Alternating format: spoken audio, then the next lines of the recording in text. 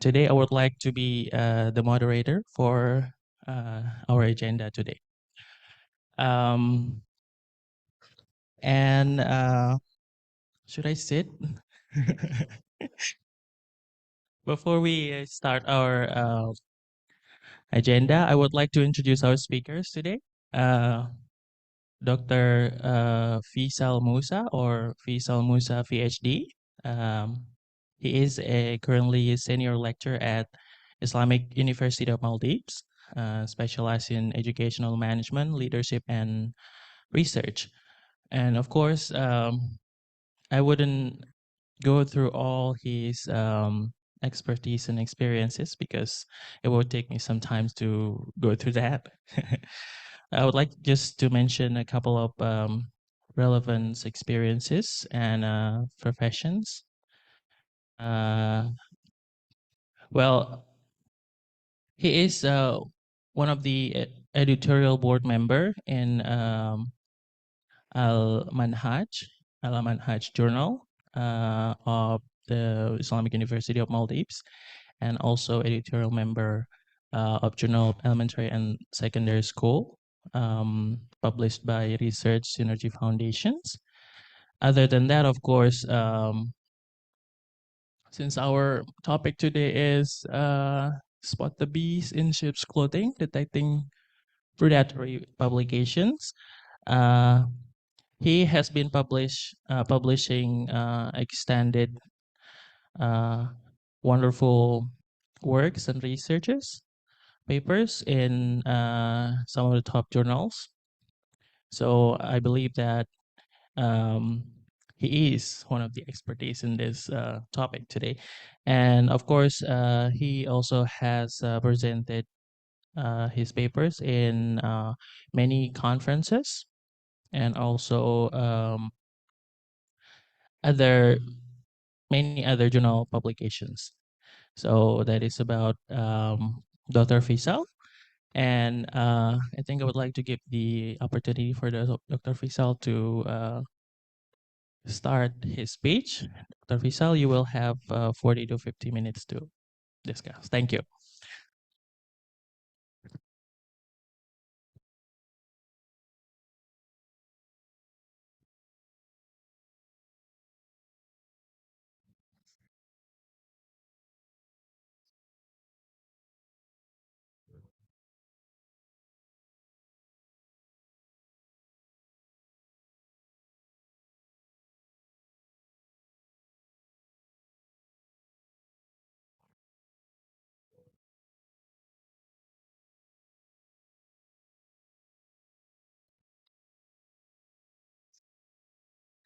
Assalamu alaikum. Assalamu alaikum and a very good morning to all of you.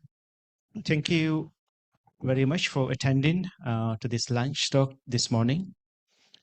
And thank you very much, the moderator, for the kind and detailed introduction of myself and also my topic.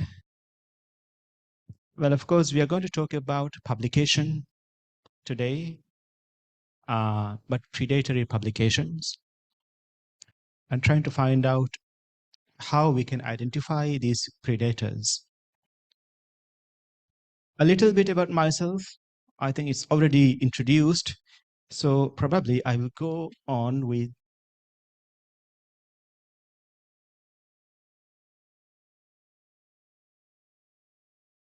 can I hit control of my slides or like, oh, okay, fine. So I think I will probably sort of skip the slide because I see that most of the audiences, I've seen these faces. I've been using this slide many times to introduce Maldives to all of you. In a way, to inviting you to come to Maldives, probably. So I'm trying to show you the beautiful pictures of the beaches and probably one of the pictures that you don't want to see at the bottom right corner of the capital city of Mali, which is too crowded, perhaps. Well, a little bit about me. I started my career as a teacher after doing diploma in teaching in 2002. And after some time, I did the bachelor's in teaching. And after that, I became a leading teacher, which means a supervisor. And then after that, I came to University Malaya to do my master's in educational management. And then after that, I became a school principal. And then for some reasons, I have to move to the capital city. And then at that time, I worked at the Ministry of Education as a policy planning officer. We call it Educational Development Officer. And then again in 2016, I moved to higher education to Islamic University of Maldives as a lecturer. And after a couple of months, I moved to Brunei to do my PhD at the University of Brunei Darussalam. And then after that, I went back to my university and restarted my service there. During my PhD years, of course, it's mandatory for us to do publication. Is a graduation requirement. So anyway, I had to get engaged in publication. So I and my colleagues started working, and my first journal publication was in 2019 in this journal called Anatolian Journal of Education, which is not a Scopus Index journal. It's just a peer-reviewed journal. But I published with Taylor and Francis, Springer, and Emerald as well, which are some of the reputed publishers. I have published with quite other number of publishers as well, which are not as reputed as these big names. But with this, I consider myself as an early career researcher. So my experience in publication is little. So what I'm going to speak today is based on my little experience as an early career research. I'm not an expert in detecting predatory publishers, but based on the little experience I have, I'm going to share with you what I went through. In 2018, we started attending I started attending conferences with Dr. Ahmad in 2013, 2011. But then nothing much happened over the years. In 2018, I went to one of the conferences, and these two pictures are pictures taken by me, one before landing and one after landing. So before landing, it seems like a desert. And after landing, when I went into the country, it looks something different. Well, conferences open up opportunities. We get to know people, get invitations, get to co-author, and so many things, get to network. So this conference in 2018 is a remarkable conference in my journey in many ways. But one of the remarkable things that I want to share is this. I feel like I became famous. After the conference, I started getting emails. And I'm sharing some of the emails, which is a result of me attending the 2018 conference. So this is an unknown publisher, a publisher which is not known to me, approaching me, saying that they are interested in the paper that I presented in this conference that I talked about just now, and expressing their interest to publish my work. And this is not the only one. Another one from another unknown publisher expressing their interest to publish the same paper. They are quoting the paper title and the conference title as well, that they have seen my paper and they would like to publish the full paper. Probably they are getting this information from the conference abstract book because we published the abstracts. That's not the end. Another one from another unknown publisher, again asking the same thing. So I feel like I became famous already. You see, people around the globe have recognized me as someone who has potential of, getting something published. But anyway, that's it. At this time, I had no idea of what predatory publishers are. I have not been introduced to this specific. This was in 2018 and 19, around that time. I have no recollection of how I was introduced to the term predatory publication, but somehow, fortunately or unfortunately, I didn't send my paper to any of these publishers. However, along the conversations with colleagues and friends, even though I can recollect, I didn't know that these are predatory publishers, potentially predatory publishers. I did not send my paper to them. So I shared these emails and this little experience I have because I think this uh, can be related to what I'm going to talk today. So this is my topics, the subtopics. We're going to talk about when and where the discourse on predatory publication was started, and what it is actually to say about predatory publishers or publications. And we'll talk about also the dangers or the harm of publishing in predatory journals, and still why people are tempted to publish in predatory journals. And then in the end, we will talk about the real thing, about spotting and identifying the predatory publishers. I think this is how the term predatory publication or publishers or journals was came into being. Seems to me from the readings and from the webinars that I attended that this term was first used by Jeffrey Beal, who is actually a librarian in one of the universities in US.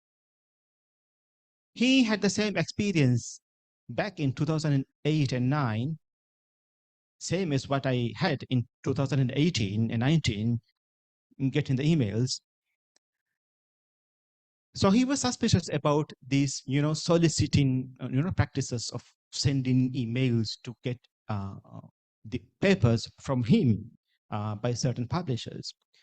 And then he was keeping record of these emails, studying these emails, and he compiled a list of potentially questionable open access journals, and which later became famous as the list of predatory journals, the Beale's list of predatory journals. Well, Beale's list is not official, but it's very helpful. Although it's not official, it's recognized by academia, universities, and institutions around the globe. So it's accepted. Beale's work is accepted around the globe, although it's not official.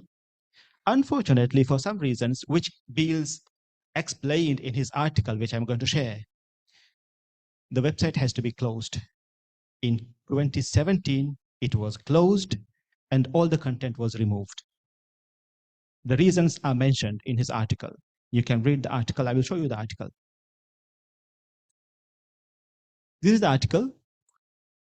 Once the website was closed down in 2017, January, around March or April, I think the date will be there, somewhere around that, early in the first half of 2017, he published the article called What I Learned from Predatory Publishers, sharing his experience from 2008 all the way until 2017, until the time he, his website was shut down. And there he wrote, I first noticed them in 2008 and 9, and how we experienced is the same way that I experienced in 2018. That's why I shared those emails with you. So he was getting the emails, and that, rang uh, an alarm in his mind. And that's why he was, uh, investigating the behavior and finally came up with the Beals list. Anyway, the website is no longer there. Beals is still alive, I guess. Beal is still alive, but his work is no longer there. However, his list is there in a website called bealslist.net. If you go to this website, it's mentioned in the website that I am not Jeffrey Beal, but I want to remain anonymous for the same reasons why Jeffrey Beal has to stop his list, has to, shut down his website. So this is an anonymous person basically keeping the same list Jeffrey Beal, compiled. However, I think there is a little bit of transparency because this website has published the criteria that Beal used in enlisting journals and publishers as predatory journals. It's there. You can go and read the entire criteria that Beal used to, compile his list of predatory publishers. So unfortunately, again, this website is not regularly updated. The list is there, but the list is not updated regularly. And when I checked on 11/11/2023, the last update on this website was done on 8th December 2021, which is almost 2 years ago. But the source is there, the list is there, but it's not getting. That means new journals may not be coming in, or old journals may not be going out.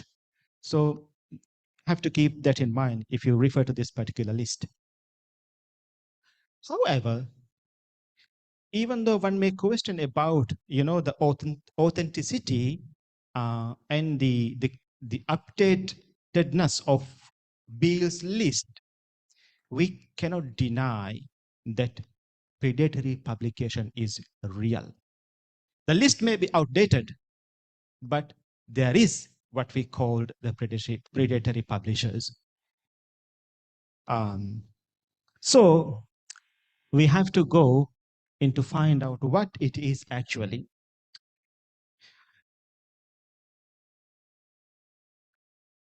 From my knowledge, these days, one of the most useful websites, if you want to learn about predatory publications, is to go into that website that I've cited there, thinkchecksubmit.org.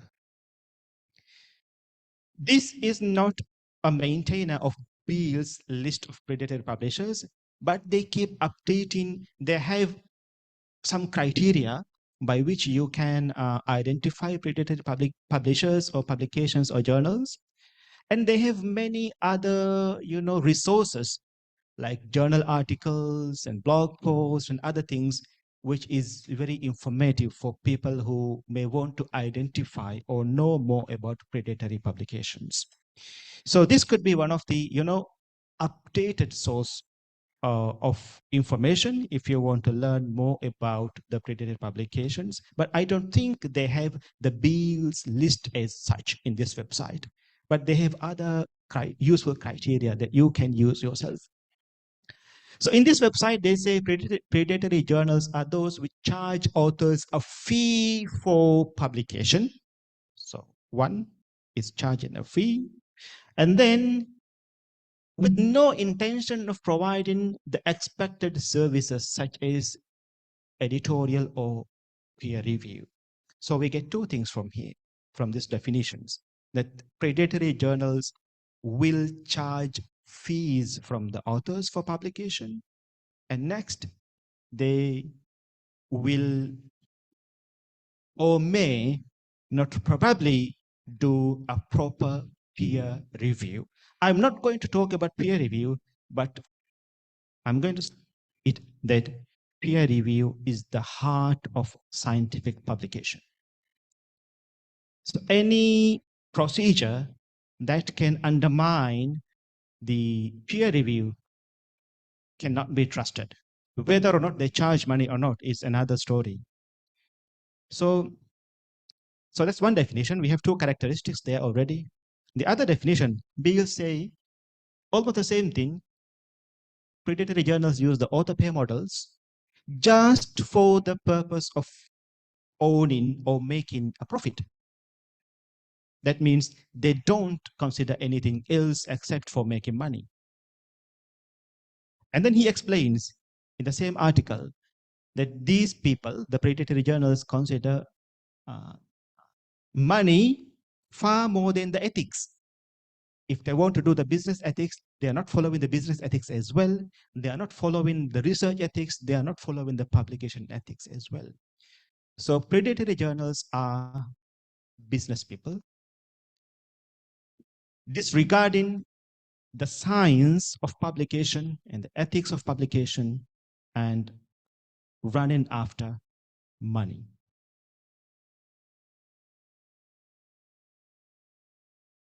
However, again, another point of caution that we say every crow is black, but every bird that's black is not a crow.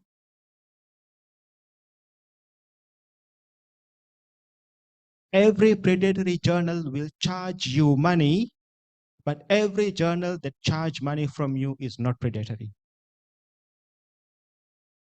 But that's just one criteria.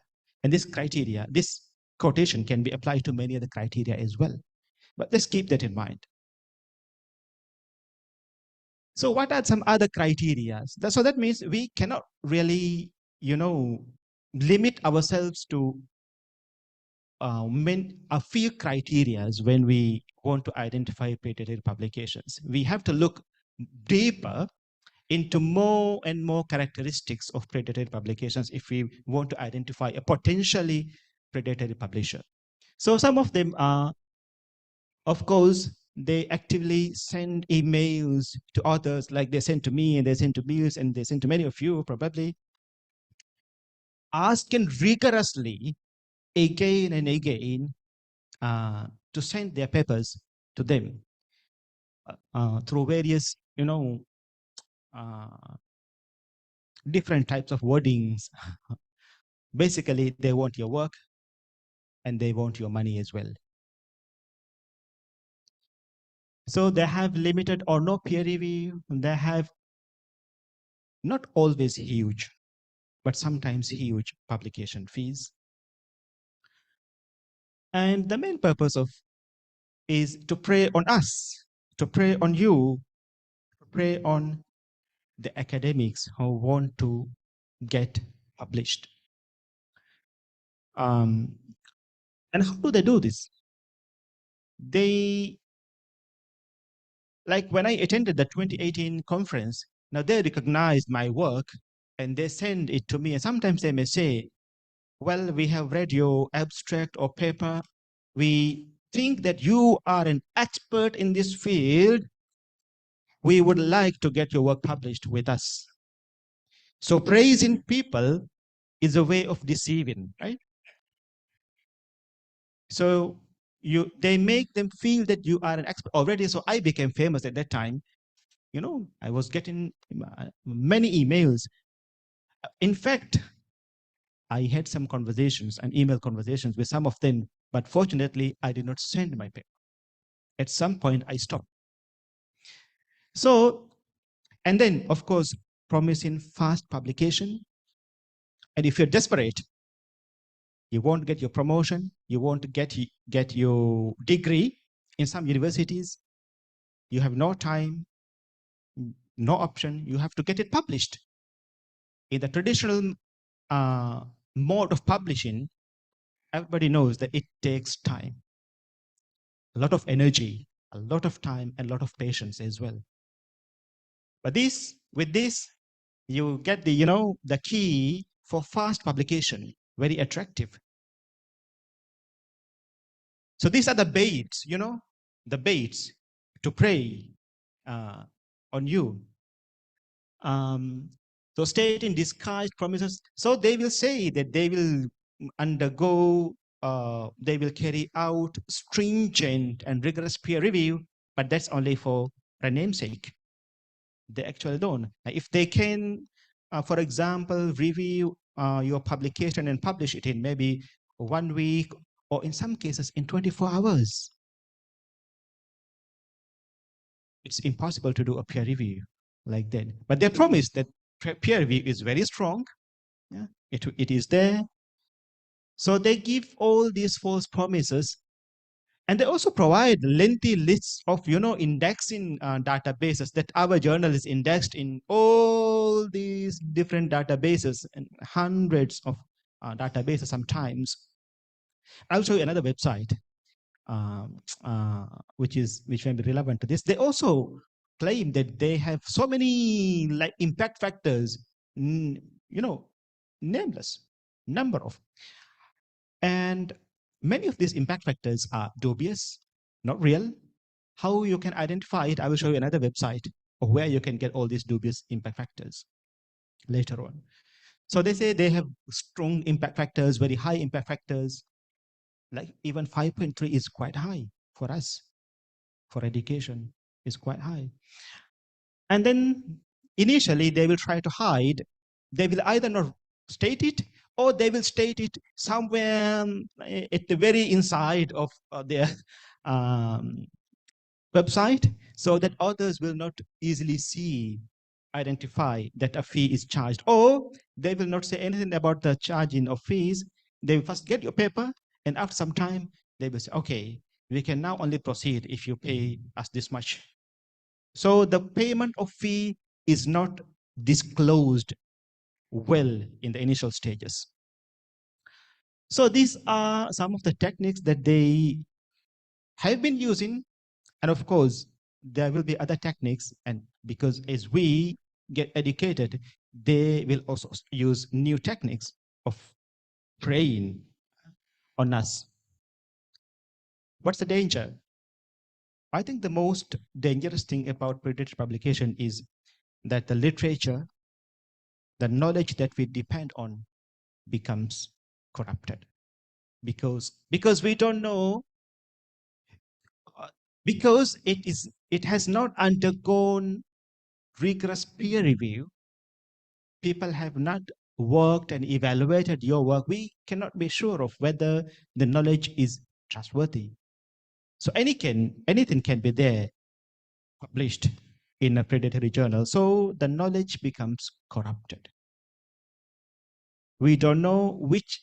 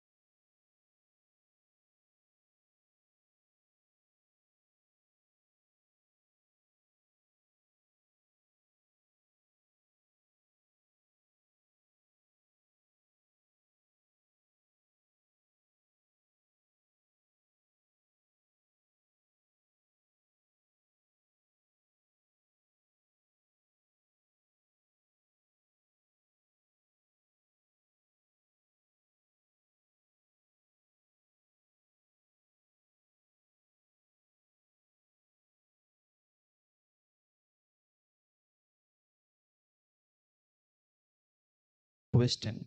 I have a very simple answer. This may not be applicable to all the fields, but I think this is applicable for many fields in social science and in education as well. Because it could be different in, for example, in business, they can have different, indexing services.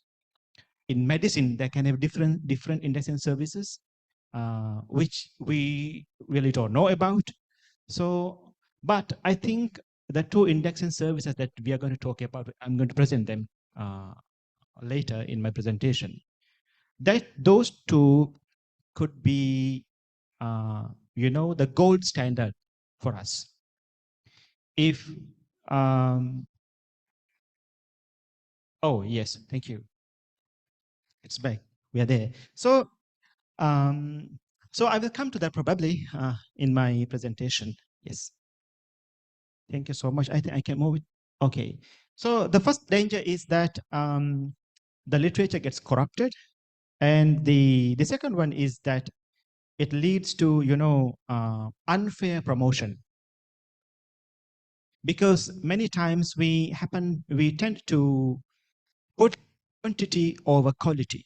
So if somebody has many more publications, you tend to promote her regardless of the quality of the work that he or she has published. So the actual researchers may stay as they are, while the people who are getting published in these dubious journals, they get promoted because of the number of publications they have.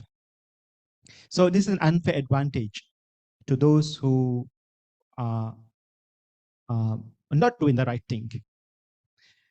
Well, that's the danger to other people and the humankind in general. But there's as well, because in academia, our name and reputation is very important if we want to survive in the long run.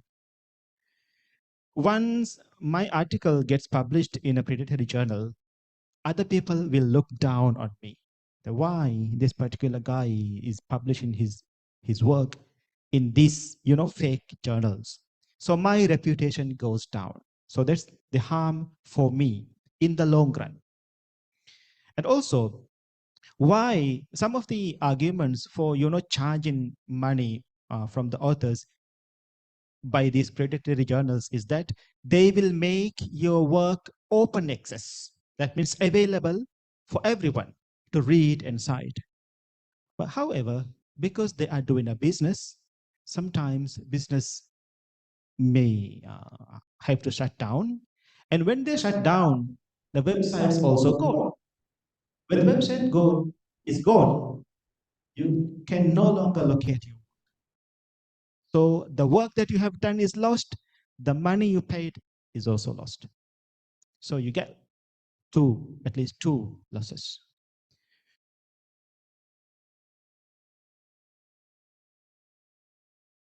But why? But why are we still publishing? We means some of us are publishing in predatory journals.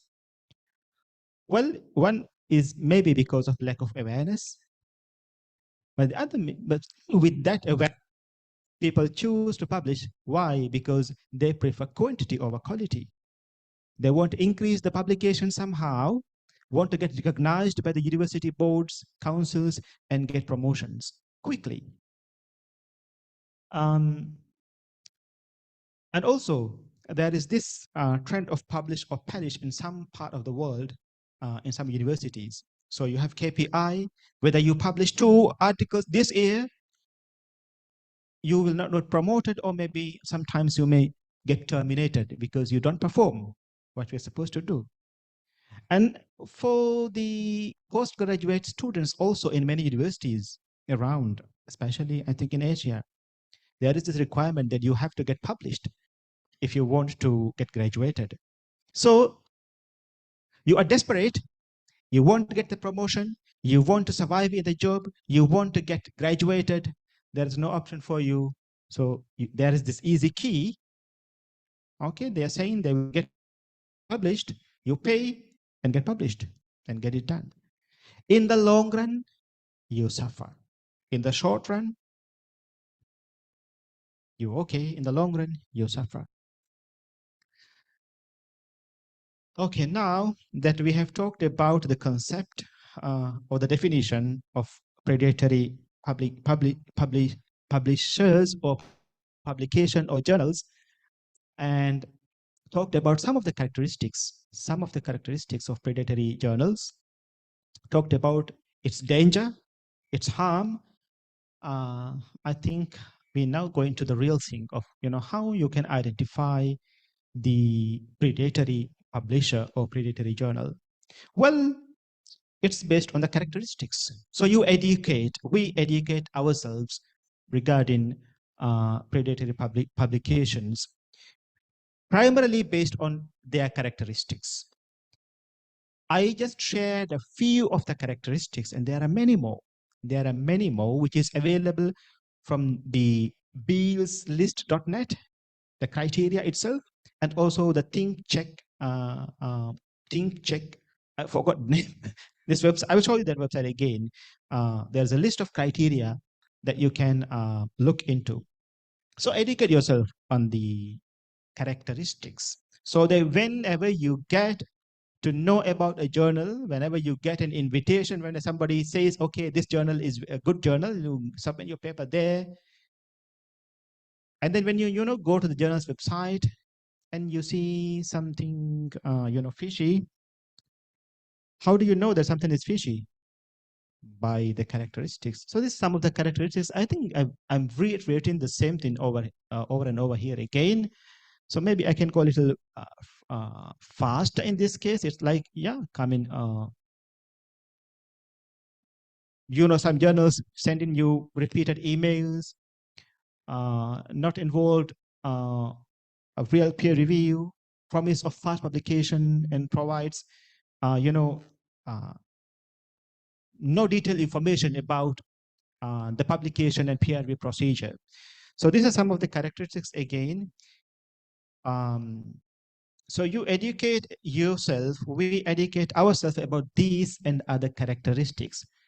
How do I go back? Yeah, okay, fine. So this article by Shamsir and colleagues in 2017, this is from the medical field, the biomedical journal.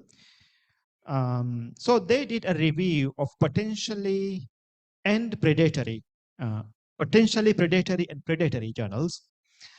And from that particular field, they have identified a list of characteristics that could be there in potentially predatory journals. Although this is from this particular field, I think many of these are applicable to other fields as well. So one of those things is that predatory journals will have a wider scope.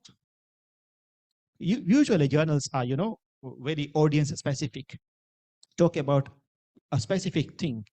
If the scope is too broad, that is a red flag. You have to be cautious.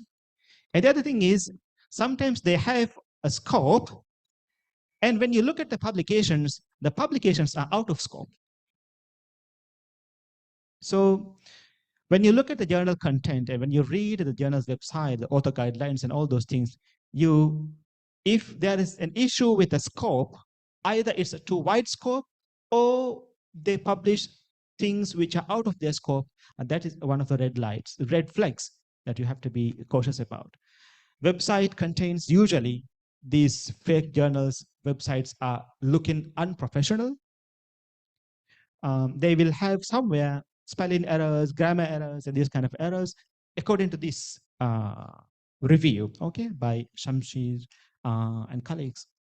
And the images on the website are not looking good, with low resolution, not clear images. And the homepage has uses language targeting authors rather than content. So they, throw bait on you to prey on you rather than explaining what the journal is doing. So it's like advertisement, promoting, marketing that, okay, this is a very good journal, come here and we will do this and this for you. So the index Copernicus value is promoted. This is one of the dubious impact factors. Okay, I told you there are many. So according to these authors, this is one of the common fake impact factor that predatory journals are promoting. So if you see this one, that we are having, index Copernicus, this value, okay, there's another red flag. Okay, check if what they're talking is, really true. Description of the manuscript handling process is lacking. There's not good enough description of the peer review process and publication process, and the copywriting and all those things. Not enough details are there. And manuscripts are requested to be submitted via email. So they have a good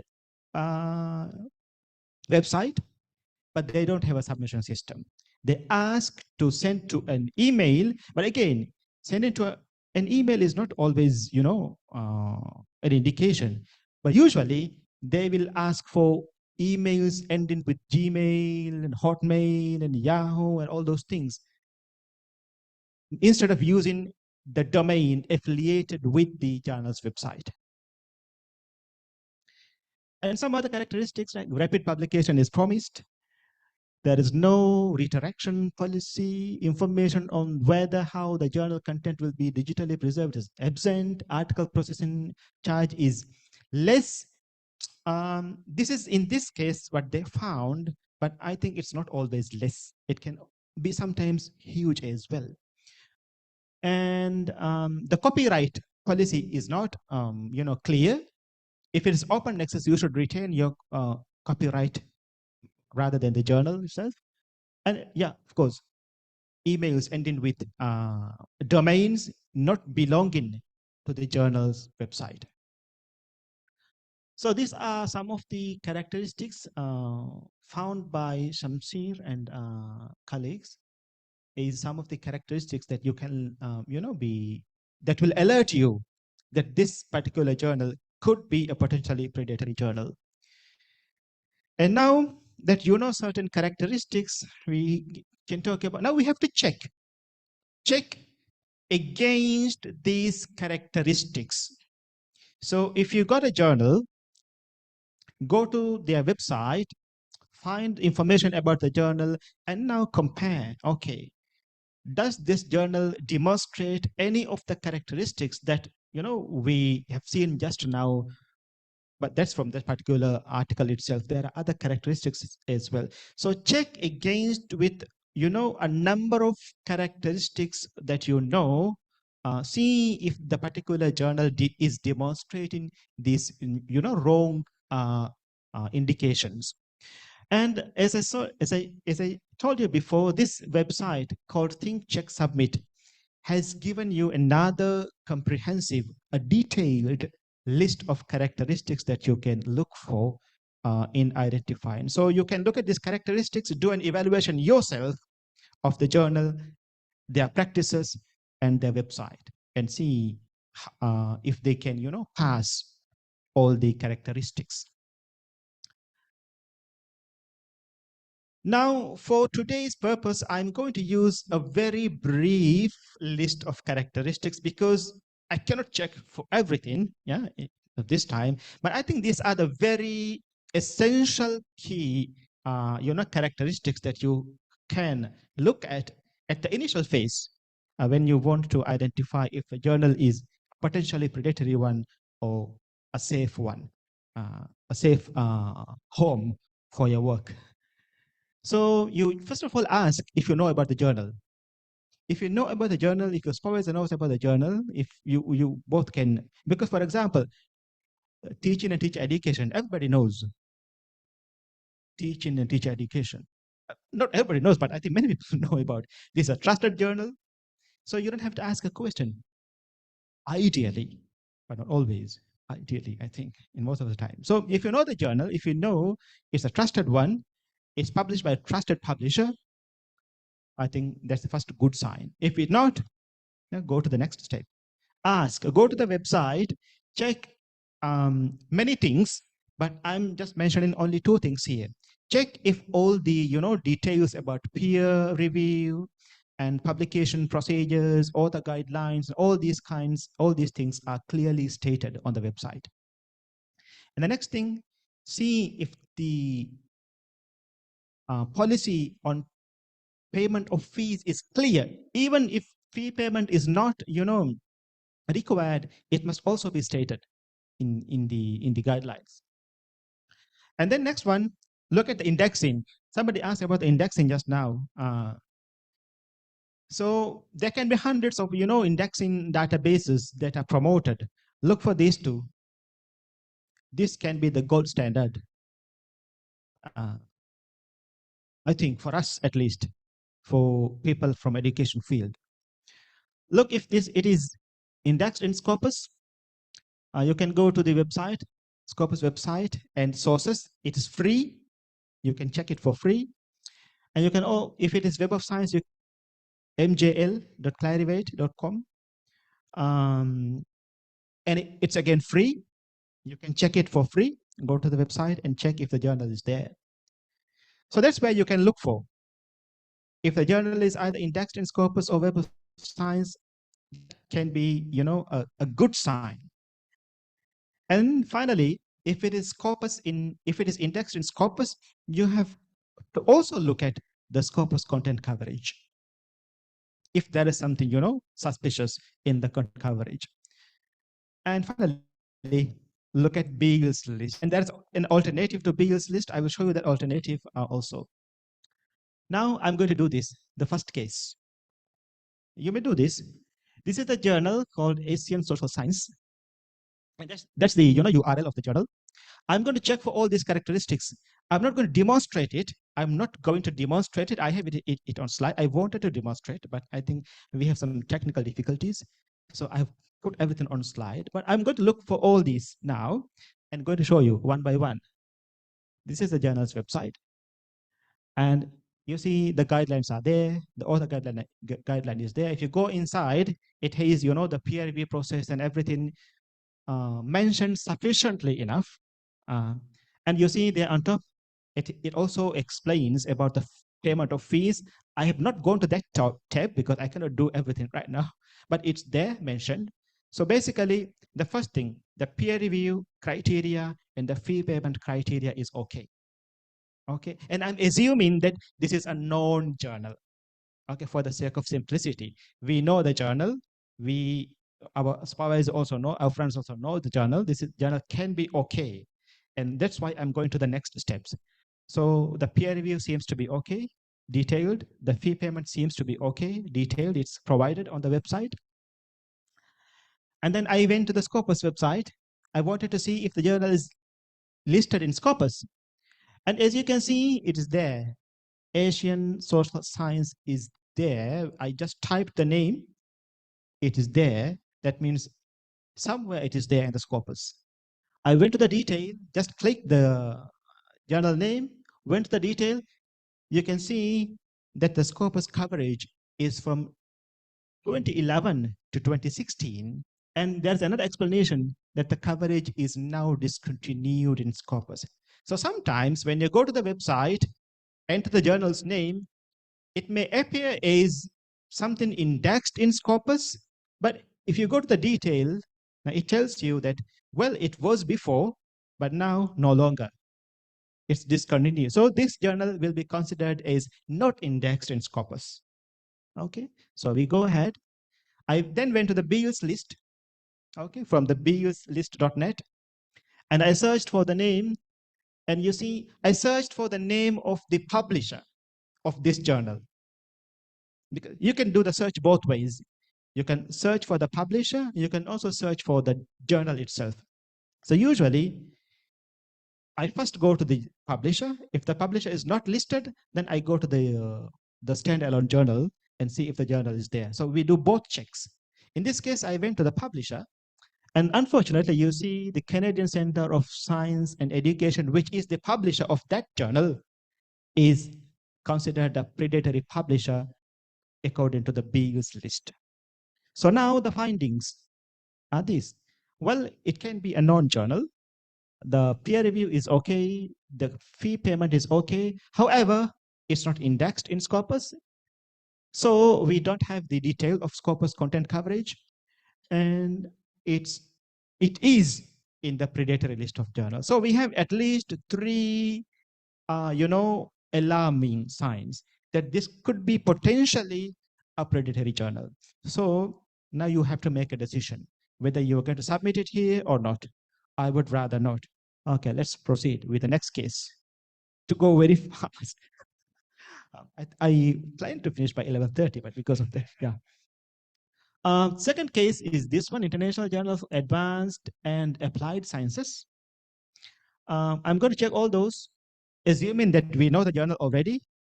I'm going to check for the peer review. It's there, very clear. I'm not going to the detail, but I'm showing you that it is there. You can go and check how detailed it is. And you see the fee payment is also there, down there. It's clear. It's written on the website. I went to the Scopus. I wrote the journal name. It's there in Scopus. Okay, it's there in Scopus. I went to the detail. You see the coverage 2019 to present. So it is still a Scopus indexed journal. Okay. And now I come to the content coverage. By content coverage, I mean this one. You see, when it gets indexed, when it got indexed in 2019, it published 163 documents. But now in 2023, it has already published. The year has not ended yet. It has already published 2024 articles. Now, what does this show us? This is another alarming sign. I'm not saying that this is necessarily bad, but this could be an alarming sign. What is the alarming sign? The rate of increase in the number of articles is an alarm for you. So you have to investigate why. How you investigate how many issues they were publishing previously, and has they increased the number of issues now, and is that why they get it? Because naturally the number of documents will increase, because when you get indexed in Scopus, more people will be attracted to your journal and you will get more submissions. That's natural. So there can be some amount of increase in the number, but if it is going too fast, then it's an alarm. You have to investigate further. Okay. But then you have to make a decision after this, whether to, it's in the Scopus list, still indexed in Scopus, but it's also in the Beals list. You have to make a decision. Then I went to this website also, check, want to have a, double check. Went to the Clarivate website. You see the journal is also indexed in Web of Science. Web of Science Emerging Source Citation Index, which means previously it was not in the core collection, but now this particular index is also in the core collection of Web of Science. So see, this journal is indexed in Scopus, is also indexed in Web of Science, but still in the Beals list. Now, what are we going to do? I don't know. This is the Beals list. It's there in the Beals list. International Journal of Advanced and Applied Science is in the Beals list. So the findings, oh, then because it was in the Beals list, I also went to the other site which uses Beals list, which is the predatoryjournals.com. Okay, which seems to be claims to be a more updated website, because they says that it will be updated as new information is suggested or edits are submitted or found by the maintainers. There's no, date of update given. So it seems that they are keeping update of this. Unfortunately, the journal is in that website as well. That means either they haven't updated it or they still consider it to be a predatory journal. So now what happens? Now what happens? Sorry, can you move to the next slide, Sofian? Can you move to the next slide? It's not okay.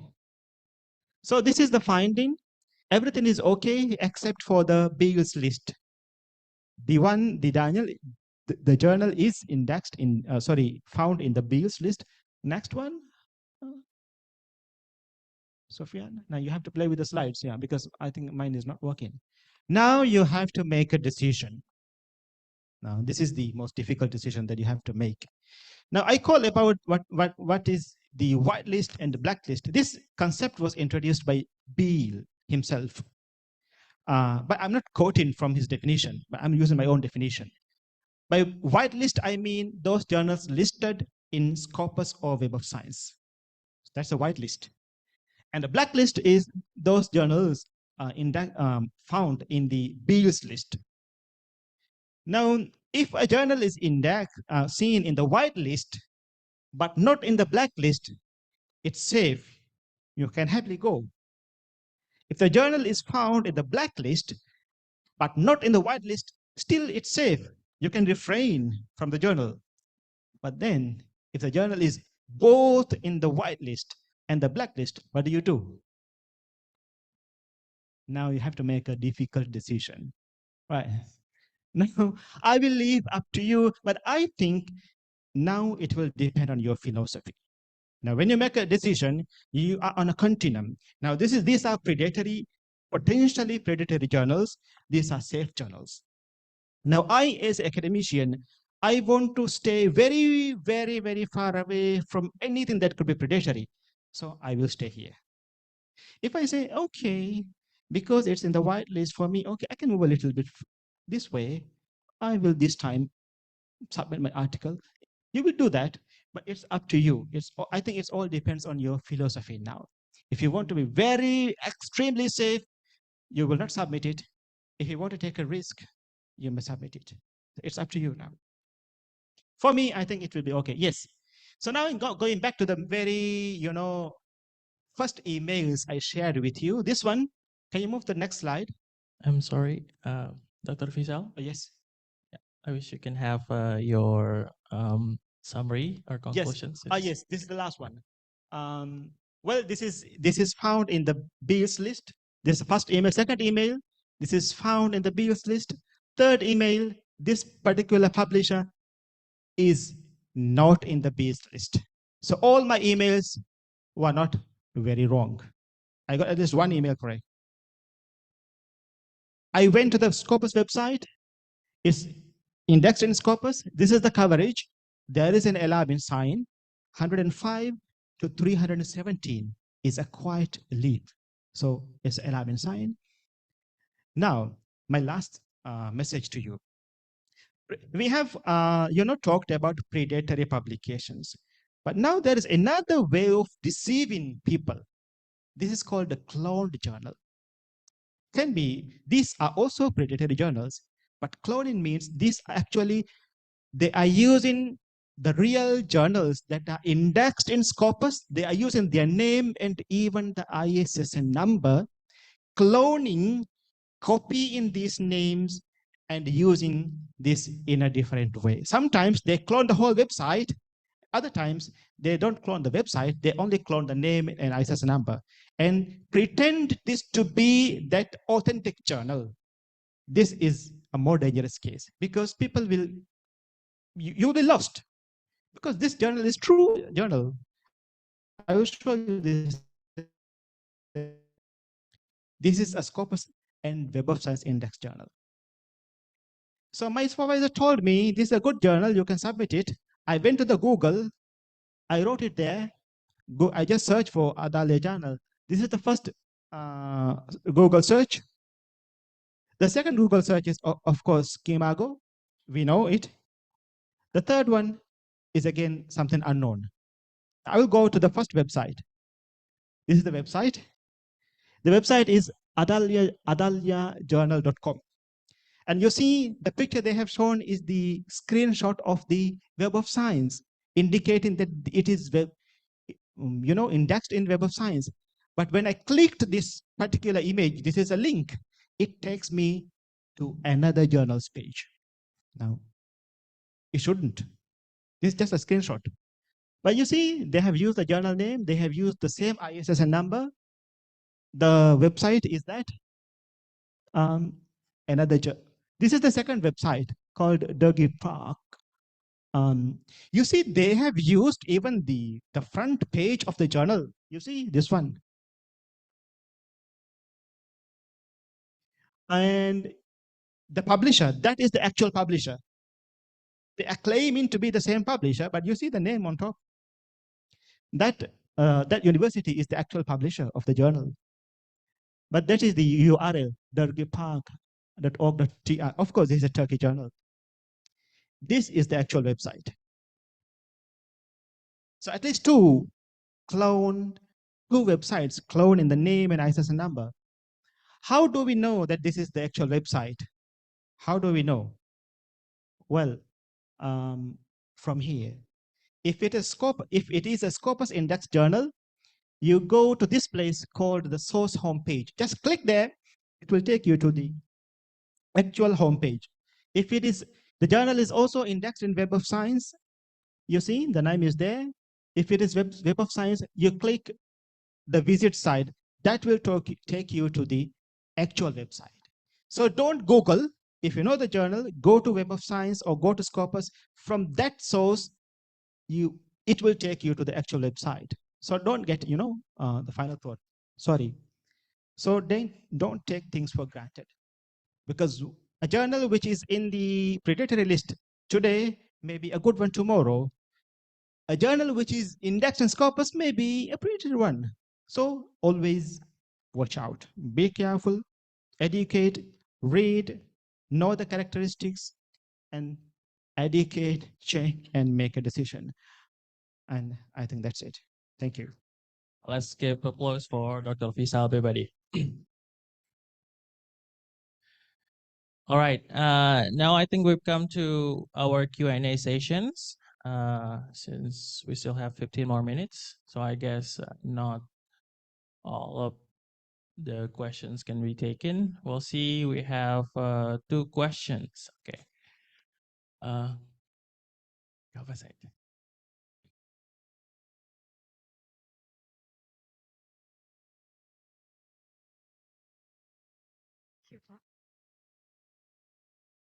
Assalamualaikum warahmatullahi wabarakatuh.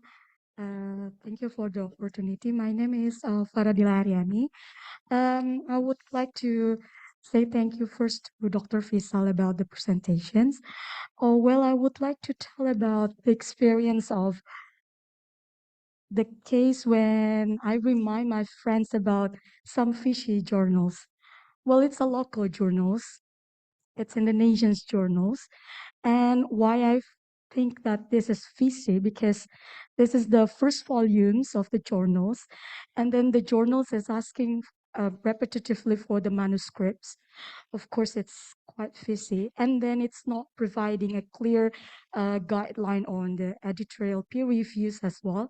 Like once you submit it, then you get published. And the other one that I also find it's fishy because there is another names being inputted on the articles, the outside author, which is the original author, not really recognized about that people's.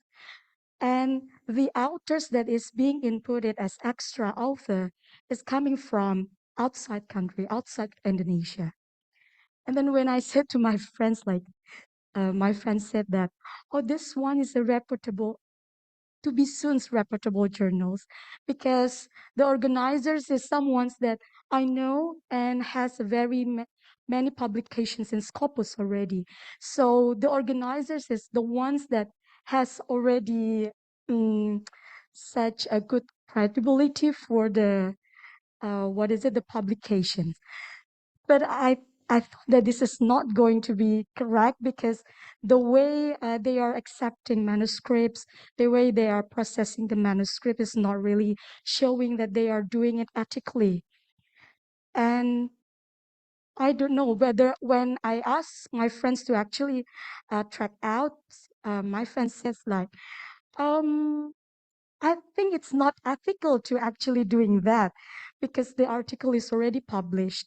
But the way why the organizer said like, why I put extra author, because this is going to be make it easier for us to get the accreditations for Sintatu. This is a Indonesian's accreditation score. That's a quite good. And if you have extra author from outside Indonesia, it's going to be easier for us to get the Sintatu. I don't know why. I don't know whether it's actually true or not, but maybe you can give the comment on that one. Thank you. Next one.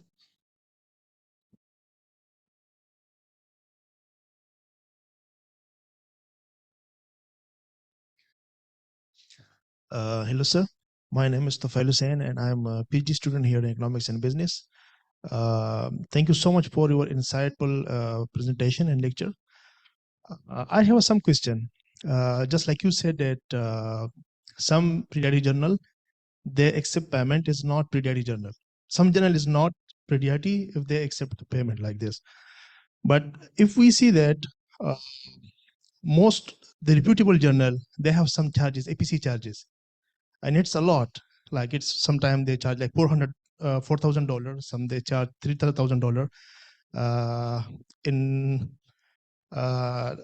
2 years ago, I published a paper with my supervisor in China. It's an MDPI journal, and they asked me to pay around $3,500. And I consulted with my supervisor, and she said, "Okay, I will pay it." And she paid it, and the paper is published. But later on, just like you mentioned that, in my academic email, I got around 150 emails in spam and 50 emails, and they are approaching me and they are asking me, "Can you please submit this paper in this journal and this journal?" Even the journal was not related to my research area. So my question is, we have also some publisher, just like MDPI, Frontier, SEC, they are very reputable journals. And I have seen some reputable scientists and academician, they publish their paper there. But still, some advanced research countries, just like China, they are not accepting a paper in MDPI journal. Like I got admitted in Shanjiao University in China in 2020. Later on, I drop out my admission.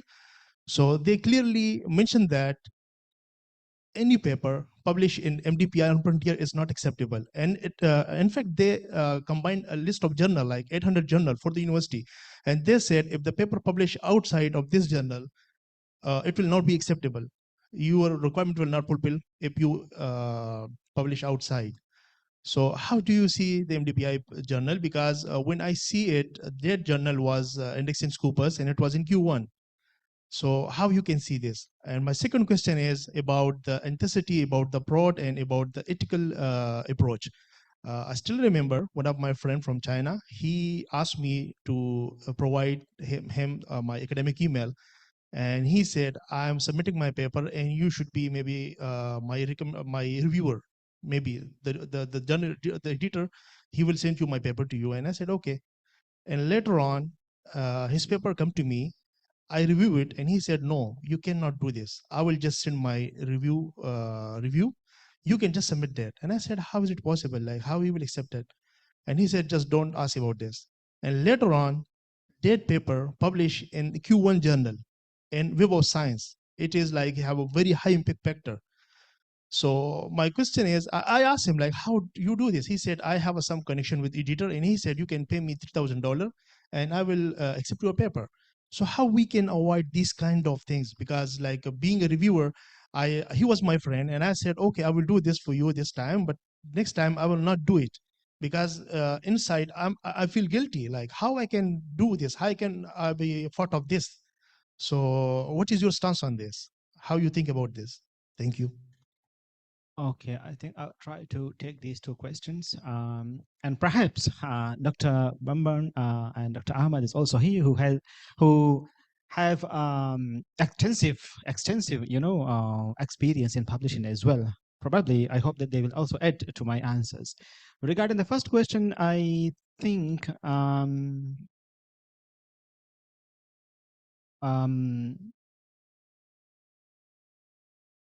the problem is I heard there was no issue of peer review. It's only an ethical issue of adding authors who haven't contributed, like who might have even not known about this particular work. And I believe it's unethical. It's unethical, and this is a practice which we would not accept in academia. I don't know whether to say this particular journal could be a predatory journal or not, but I think it's, I mean, even outside the predatory, discussion, it's more about our ethics as well. So I think this particular thing is not ethically accepted, and perhaps you may refrain from working with this particular publisher or journal. So don't believe me. Don't believe me. Now you said that publisher is a very good publisher. The organizer is a good organizer, a reputable organizer. But don't believe me. Don't believe the organizer. Do yourself, research yourself. Like you already experienced that this particular practice of the organizer is unethical. Just adding authors for the sake of, increase in reputation is unethical. So I would rather stay away from them, even though they may not be considered predatory.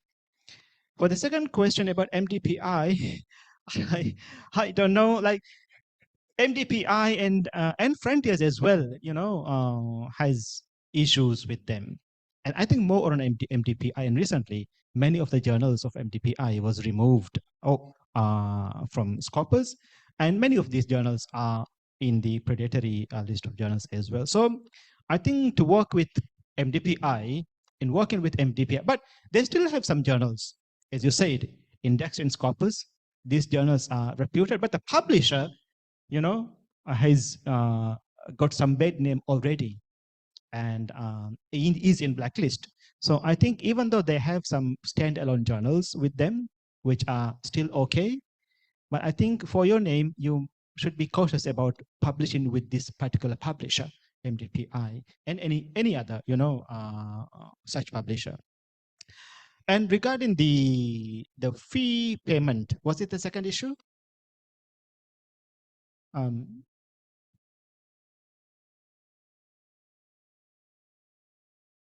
The second issue is the how to check the authenticity and how to avoid the ethical things. Like I mentioned the story, like one of my friend, he asked me to review my paper, and he just talked to the editor and he sent it to me, and he paid some money, and then he sent me the review, like you can just submit this review. And I said, like, how is it possible?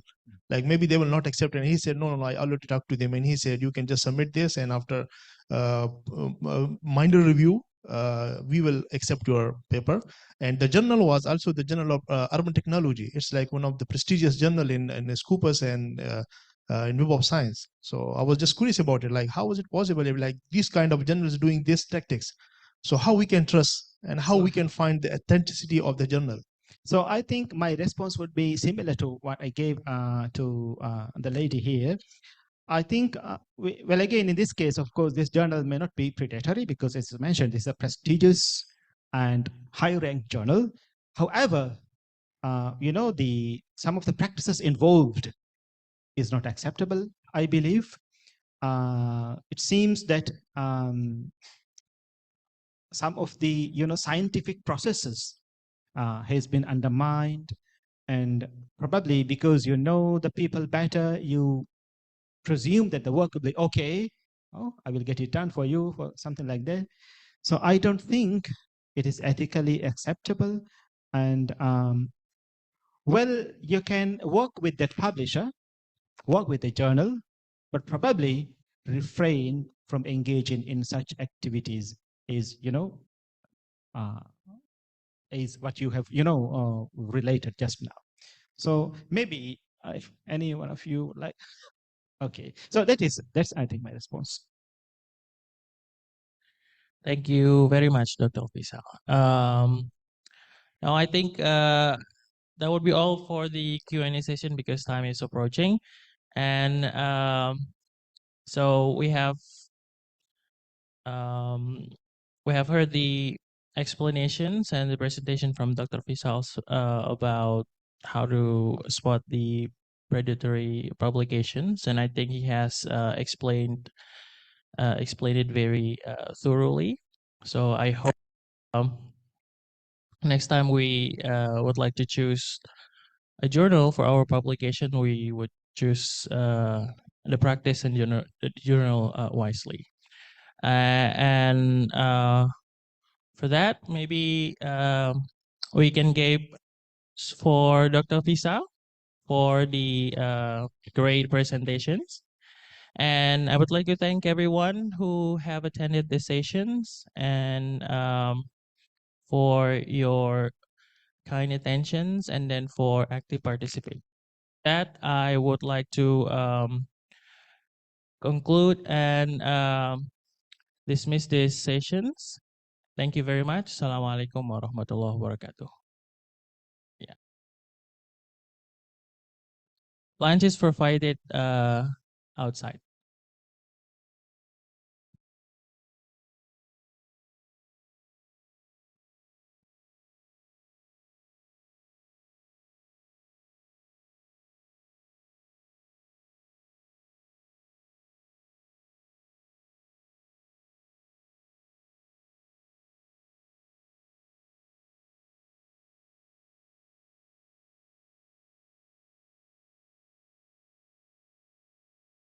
I forgot if maybe we need to take a photo. Okay, because we haven't had any documentations.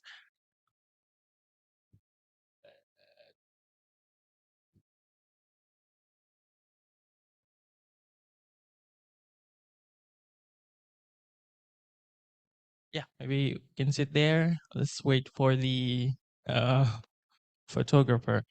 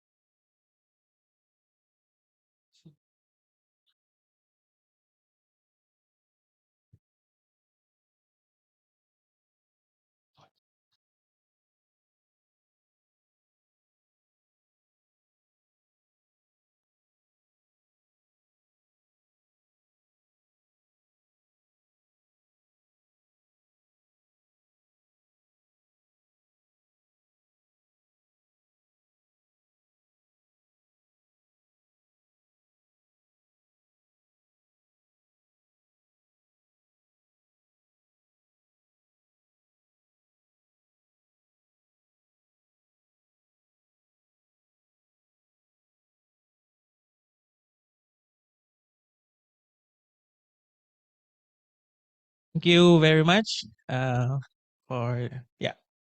Enjoy the lunch.